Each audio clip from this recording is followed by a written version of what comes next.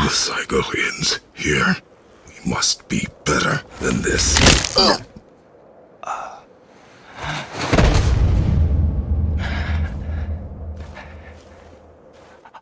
Guys, इसमें कोई doubt नहीं है कि क्रेटोस एक बेडएस कैरेक्टर है। आप क्रेटोस के फैन हो या ना हो, आप इसे डिनाई नहीं कर सकते कि Kratos one of the most badass character है। तो क्या आपने सोचा है कि क्यों क्रेटोस सबसे बेडएस कैरेक्टर बन जाता है? अगर आप क्रेटोस के फैन हो देन ये वीडियो आप ही के लिए है। तो वीडियो स्टार्ट करने से पहले प्लीज मेरे वीडियो को एक लाइक कर देना एंड मेरे चैनल को सब्सक्राइब कर देना और तो और बेल आइकन को प्रेस करना मत भूलना, ताकि मेरे वीडियो की अपडेट्स आपके पास सबसे पहले जाए। Now let's start this video. पहली बात जो क्रेटोस को बेडएस बना दिया है वो मैंने नोटिस किया था गॉड ऑफ वॉर 3 गेम में।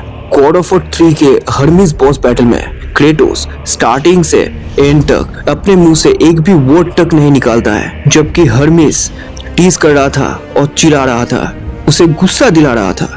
तब भी क्रेटोस बस गुस्सा ही हुआ था एंड उसकी खाली बातें सुन रहा था। एंड मे बी वो सोच रहा था कि इस बंदे को कैसे हराया जाए, बट उसने अपने मुंह से एक भी वर्ड नहीं निकाला। उसने हर्मिस का पीछा किया टिल उसने हर्मिस को कैच नहीं कर लिया। उस वक्त भी हर्मिस बोले जा रहा था और क्रेटोस सुने जा रहा था, बट क्रेटोस ने उस वक्त भी एक भी वर्ड नहीं निकाला। उसने हर्मिस की टांगे अलग कर दी एंड हर्मिस अल्टीमेटली मर गया।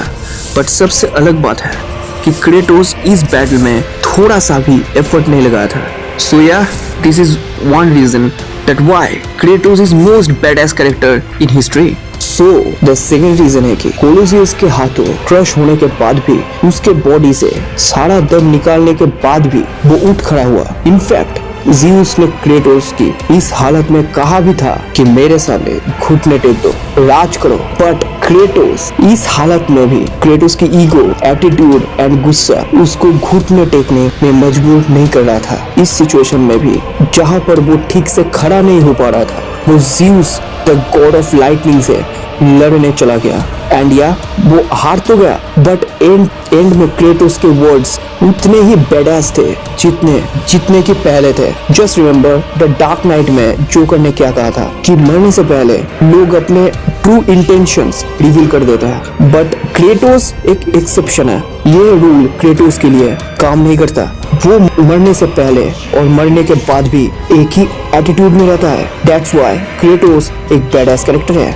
नाउ द थर्ड रीजन ये है कि क्रेटोस जब पोसाइडन से लड़ रहा था, पोसाइडन उसके पीक पावर के साथ, उसके अल्टीमेट फॉर्म के साथ था, तब भी क्रेटोस एक भी स्टेप पीछे नहीं लिया। उसने पोसाइडन को उसके अल्टीमेट बॉडी से बाहर निकल के फेंका एंड तब उसने पोसाइडन की जो हाथ, पैर और मुंह तोड़ा वो देखने लायक था।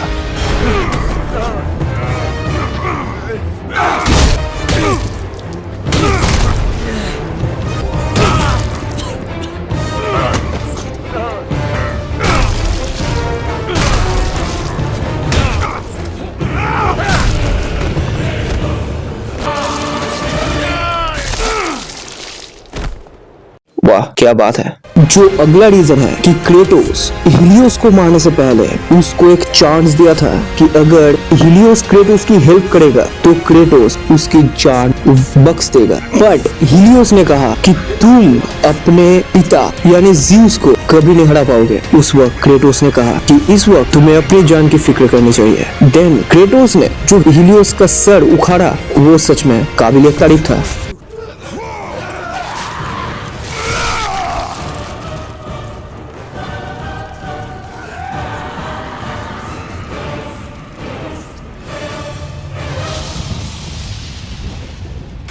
नाउ द लास्ट रीजन है कि क्यों क्रेटोस एक बेडएस कैरेक्टर है। जब क्रेटोस ने बेल्डर का नेक तोड़ दिया था, मेन थिंग ये नहीं है कि उसने बेल्डर का गला तोड़ दिया था। बात यह है कि उसको इन सब में इंटरफेयर करने की जरूरत ही नहीं थी।